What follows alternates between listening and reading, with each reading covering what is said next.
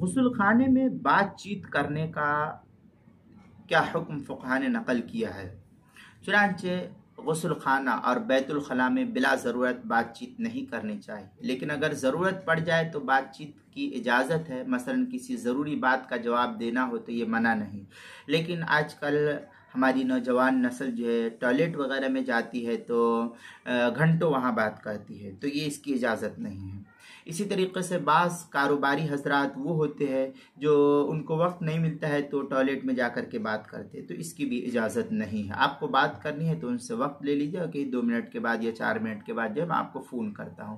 اس لیے بیت الخلاء میں بات چیت کرنا ضروری مناسب نہیں ہے۔ ہاں اگر کوئی بہت ہی اہم ہے تو پھر بات کرنے کی اجازت ہے، لیکن عموماً ایسا ہی دیکھا گیا ہے کہ کاروباری حضرات جو ہے ٹوائلٹ میں کاروبار کی بات کرتے رہتے ہیں، یہ مناسب نہیں ہے۔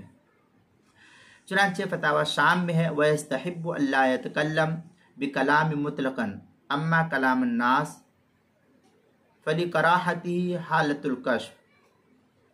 فتاوی شامی کی عبارت ہے، پہلی جلد صفحہ 261، زکریا بک ڈپو دیوبند کا ہندی نسخہ اس کی پہلی جلد صفحہ 291، امداد الفتاوی پہلی جلد صفحہ 57، کتاب المسائل پہلی جلد صفحہ 178 پر نقل کیا گیا ہے۔